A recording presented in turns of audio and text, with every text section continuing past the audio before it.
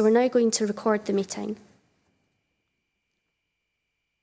Okay, the meeting is now recording, so I will take the sederunt of the Financial Resources Scrutiny Forum held on the 9th of March 2023. I can see that we have apologies from Councillor Buchanan and Councillor Handybode is acting as a substitute for Councillor Buchanan. Also present today are Councillors Dewar and Ferguson. Councillor Gowland? Yeah, I can see that you are present, as is Councillor Lockhart and Councillor Mars. I have apologies from Councillor McAdams and apologies from Councillor Nugent. We also have a number of officers present today, and with that, I'll hand you back to the Chair to start today's meeting. Thank you, Chair. Thank you, Elizabeth Ann. Thank you. Okay, if we can move on to item number 1, if there's any declarations of interest. None? Okay, if we move on now to item number 2, and that's the minutes of the previous meeting, pages 3 till 8. If we can agree the minutes, if anybody has any issues, are they agreed?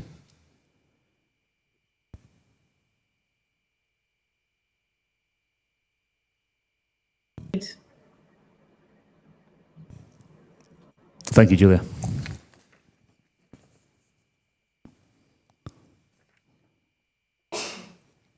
Okay, if we move on to item 3A, and that's the Capital Budget Monitoring 2022 to 2023, the General Fund Capital Programme, pages 9 to 28. If I can ask Jackie Taylor and Derek Craig to run us through the report, please. Thank you. Thank you, Chair. So the first paper today is our capital budget monitoring for our General Fund programme, and that's taken us up to the 27th of January this financial year.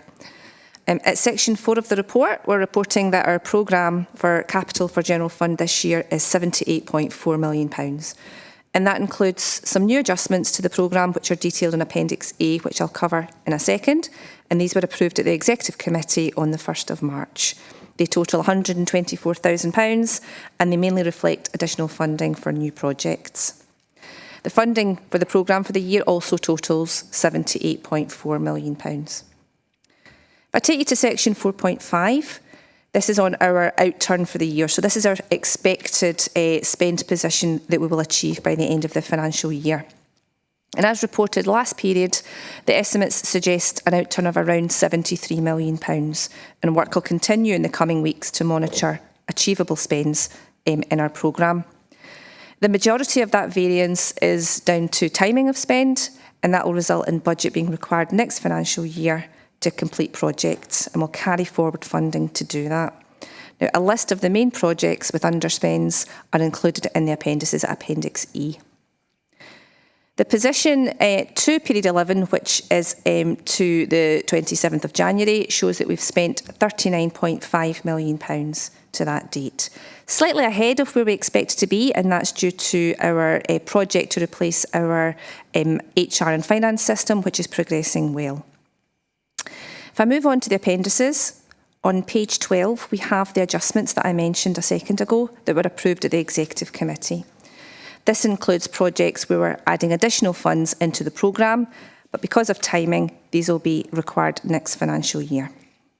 If I move on to Appendix B, we have a summary of our overall programme against resources, so you can see for each resource what our capital budget is, and that right-hand column of the bottom table shows you the breakdown of our £78.4 million programme. On Appendix C, which is on page 14, you get that breakdown into more detail, and it actually shows services within the council and their budget and spend for capital. And the main area where you'll see what we've actually spent is in the right-hand column of that table, and that shows the breakdown of the spend of £39.5 million to the 27th of January. And then on Appendix D, we talk about our funding for the capital programme. And as you've heard me say before, the majority of our funding is through our borrowing and through capital grant provided by the Scottish Government. And there's no issues in terms of our funding for the programme this year. Appendix C I referred to a second ago, and this shows you the projects where we will carry forward money into next year and complete those projects. And you can see their estimates of completion dates for those projects. And that then takes us on to our physical progress, starting on page 18, and I'll hand over to Derek Craig. Thanks. So page 18 is our build executive summary to the period 27th of January this year, period 11 as we call it. It shows on there that there are no projects currently being reported as behind programme. Moving on to the non-build executive summary on page 19, there's also no projects noted as behind programme at that period either. Moving over to page 21, which is the roads executive summary, they also note that there are no projects behind for that period. That's the full report, Chair. Thank you to you both. Has anybody got any questions with regards to that report? Okay, there's no question. I've got one question, if that's okay. It's just with regards to on page 20, it says that the Oracle upgrade mentions that it's the end of the programme. Are you able to tell me a little bit more about how you said it's the end of programme? Is that been completed earlier than the target date? Could you just give us a bit of feedback with that, please? I can take that, thank you. In terms of the Oracle upgrade, we're ahead of our projected spend at this point in time. That doesn't necessarily mean that we're actually ahead in terms of delivery. Our initial go live date for this project is estimated to be in the summer, so around about June, July time at the moment. So it's really just in terms of spend, we're ahead of where we expect to be, but not in terms of the actual delivery of the programme. Thanks. That's great. Okay, thank you very much. Thank you for the clarification. I've got no further questions and there's no other questions. Could we agree that report, please? Agreed, Chair. Thank you, Councillor Mars. If we can move on to item... Oh, sorry. If we can go to Councillor Lockhart, please. I should have pressed the button a bit earlier. Tell you what it is. It's page. It's maybe not possible for simplicity. Page 20, which does give the full list, if you like, of the capital programme. I think it would be useful, rather than just on programme, if we could somehow see what each programme is costing and how much has been used to date for each programme. It's just more of a snapshot than this. Otherwise, you've got to do an awful lot of trawling around to put all those pages together.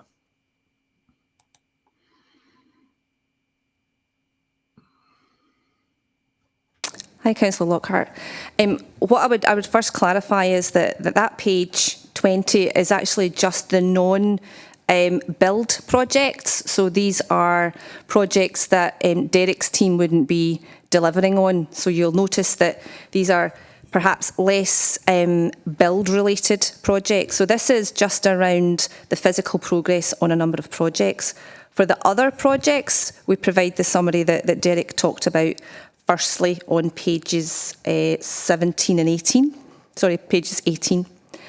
In terms of all of the capital projects, they form part of the original approved programme which we do at the start of the year. So for next financial year, you'll have seen the approval at Council on the 22nd. So that's where we report our full list of capital projects. Then through this paper and through committee papers to each resource, we give that that position statement on each of the overall programmes. What we don't do is provide a detailed list of all of the projects. all of the budgets and all of the spend, because this is a kind of a snapshot of the overall position.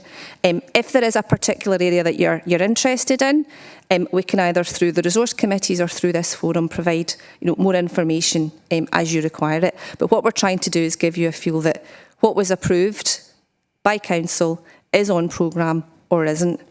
And we do a bit more of a detailed breakdown and show over services in the paper that I went over a second ago.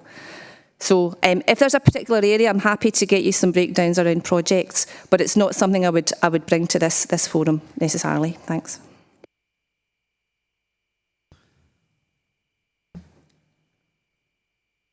Is there any further questions? Oh, it's Councillor Lockhart. Do you have any further questions? Yeah, that's fine. Okay, well, thank you, Jackie. Yeah, I just find it quite difficult tying these things together, that's all, without scooting all over the place. Okay, thank you.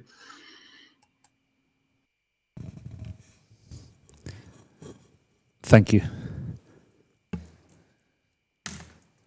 Okay, can we agree that report, please?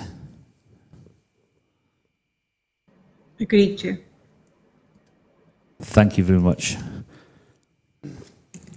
Okay, if we can move on to item 3B, and that is the Capital Budget Monitoring 2022 to 23 Housing Capital Programme, pages 29 to 36. And if we can hand over again to Jackie Taylor to take us through the report. Thank you, Chair. So we've now moved on, we're still on capital, but now we're talking about the Housing Capital Programme. The programme for this year is just over £66.3 million, and we're reporting the outturn position again at section 4.3. And what we're reporting is that our current estimates show that we will see an underspend this year of around about £4.1 million. And there's a number of factors that's feeding into that, and you can see them there at the bottom of page 29. So that includes some recent weather events that have caused our operatives to be diverted away from capital investment to tackle urgent repairs. There's also some environmental surveys on some fabric projects that have required work to be paused, and also a reduction in the uptake of external works by owners, and also a higher than normal volume of no access allowed for legislative works. Again, we're working to monitor what's achievable in terms of spend until the end of the financial year. In terms of what we have spent for the year, that's covered at section 4.6, and we've spent up to the 27th of January just over £43 million. On the appendix, which is on page 32, Appendix A, again, you can see the breakdown of how the overall programme is funded. And again, as I've reported to the forum before, you can see that the majority of our funding comes from the housing revenue account. So this is the fund that collects housing rents and pays for the running costs of our council house service. It also contributes towards the capital programme and also borrowing as well. Again, I'll hand over to Derek that can take you through the build progress on this programme. Thanks.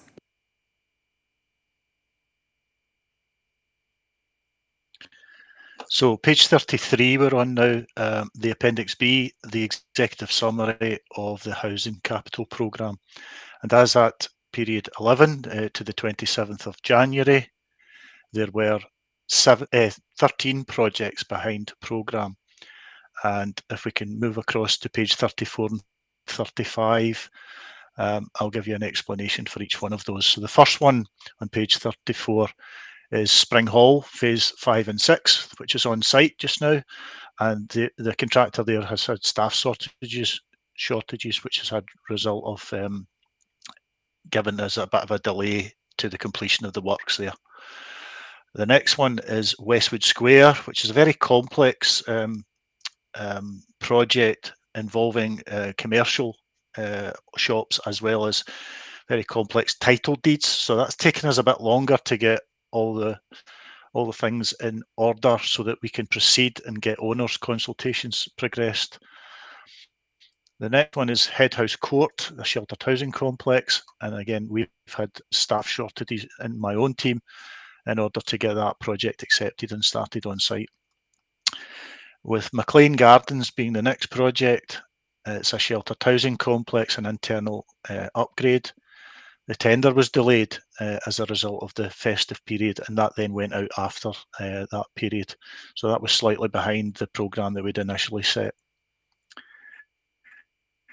The next project is various lockups, and we've had some shortages in staff again, which have caused delays to the progress of the works there. The next few, and you'll see a number of these referred to as windows and door replacement contracts, where we've had difficulties gaining access because of tenant issues not allowing us in or turning us away on the day when we turn up to do the actual installs. So that's taken place in Blantyre, also in the Hamilton area and in the Larkhall area. So we've had 3 projects delayed by that. At the Lanark non-traditional properties, the re-roofing project there, we've had a delay due to weather experienced over that period, and an extension of time has pushed out the works. So we're behind there slightly. Jumping down to second from the bottom of page 34 is Strother Hill, and that's we're calling it a Zone B project. External fabric repairs, that's been also delayed due to some weather issues that we've experienced over the piece, and that's put us behind the programme. Our sheltered housing complex is another internal area upgrade. We've actually discovered vermin on the site, and that's caused a delay to the progress of the works that we have been undertaking to get that rectified. Over the page, at the top of the page 35, we've got various properties that have been getting an installation of an air source heat pump. That's what ASHP, apologies for the acronym there.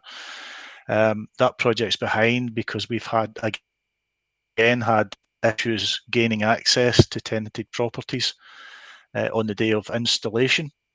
And the last one is a master is a type of fire door that we're actually installing in a number of places, and we've had supply chain issues with the contractor actually obtaining new doors, and that's resulted in the project being behind programme.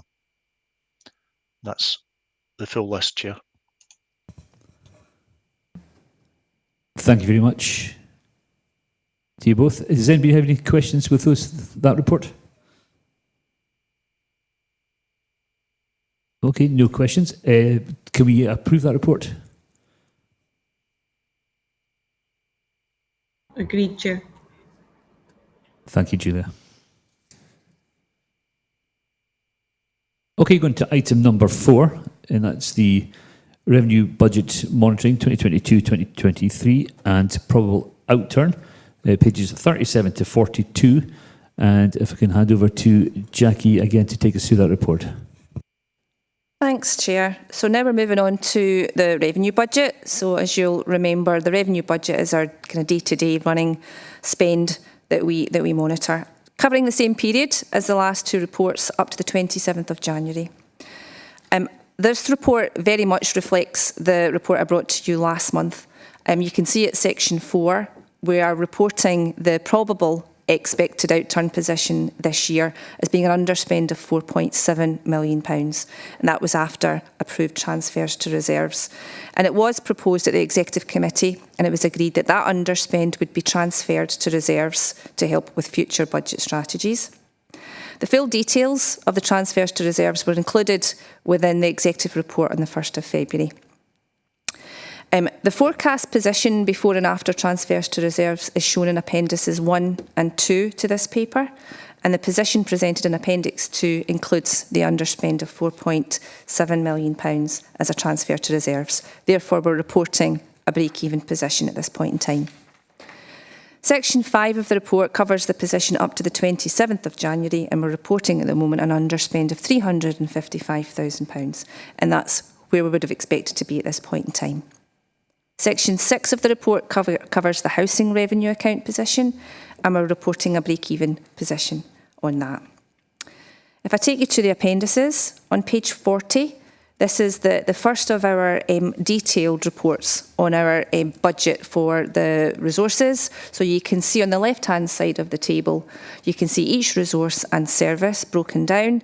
And then the table goes on to tell you in the greyed out box what the annual budget is for the year, what the forecast is for the year in the next column, and this is before transfers in this appendix. And then therefore what your annual forecast variance is in the third column of that shaded box. And over on the right-hand side of the table, that's where we show our actual position to the 27th of January. So that Appendix 1 on page 40 covers the position before transfers to reserves. And then on the next page, you can see the same information, but that's after transfers to reserves. And as I mentioned before, the transfers to reserves were included in that appendix to the previous reports. On page 42, we have a position on our housing revenue account. So this is our normal monitoring format, and that's reporting a break-even position on the housing revenue account. And that concludes the report, Chair, but I'm happy to take any questions. Thanks.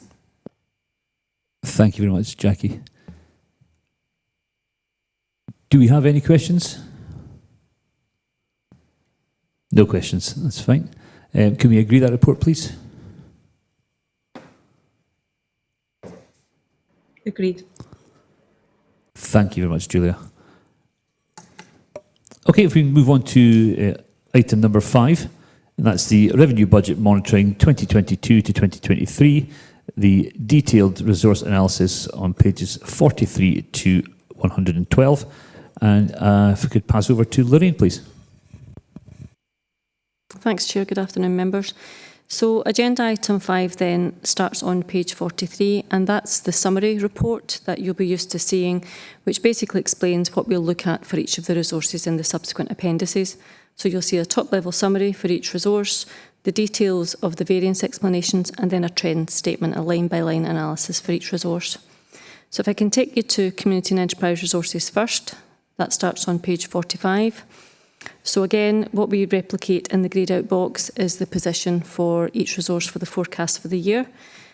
Shows you the position before transfers. So for Community and Enterprise, we can see an underspend of 1.277 million. We have transfers to reserves of 1.270, and therefore we have a net underspend after transfers of £7,000. The right-hand side of the table shows you the position at period 11. Excuse me. Over the page, we have the detailed variance explanations for Community and Enterprise Resources, and any new variances highlighted are underlined for your information. So they start on page 46 through to 52, I think. Oh, no, I'm telling a lie. Many more, sorry, apologies, 57. So there are quite a few pages, but as I say, the new ones are highlighted with an underline. If members have any questions, I'm happy to pick them up. Thank you.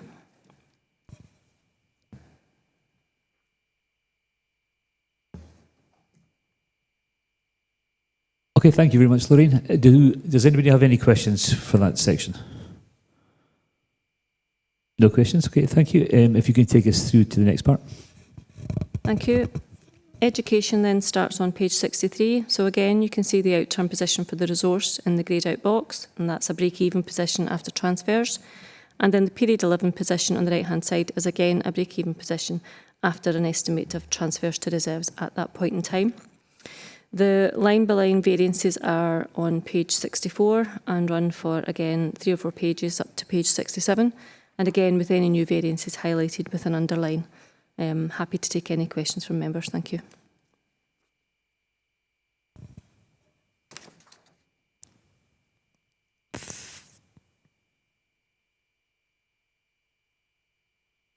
Okay, thank you, Lorraine. We don't have any questions, I don't think. Nope.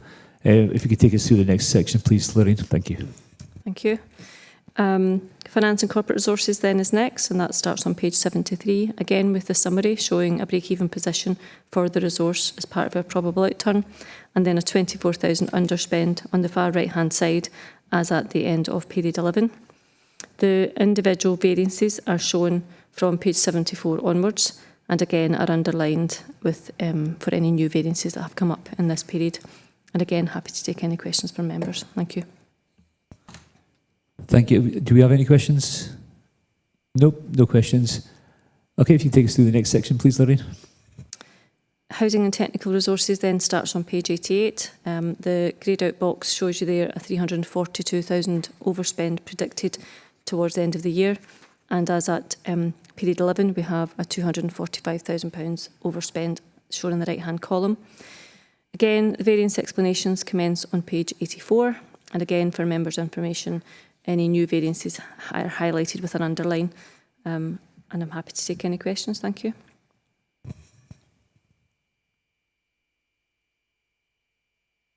Okay, has anybody got any questions? No, doesn't look like it. That's fine. If you can take us through the next section, please, Lorraine. Thank you. A housing revenue account, we have the variance explanations on pages 93 and 94. And there are no new variances to highlight this period. These are just a continuation of what members have seen previously. But again, if there's any questions, I'm happy to address them. Thank you. And do we have any questions? Nope, no questions. And if you take us through the next section. Finally then, social work commences on page 99, again showing the summary position. So the probable outturn in the greyed box shows you a break-even position at the bottom there. And as at period 11, we have a minor underspend of 23,000. Again, for social work, the variance explanations start on page 100. Again, they run for quite a few pages, just given the nature of the resources spend. And any new variances are again highlighted with an underline. And I'm happy to pick up on any questions. Thanks, Chair. And do you have any questions with that section? No questions? Okay, so can we agree all the sections to that combined report?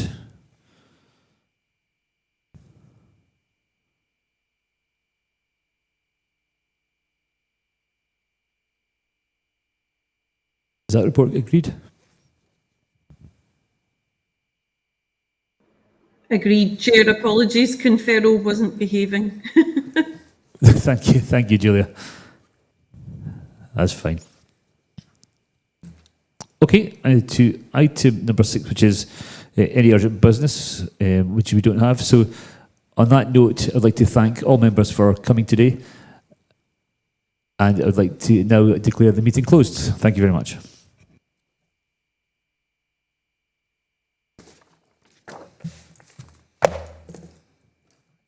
We hebben TP-adju's. Ja.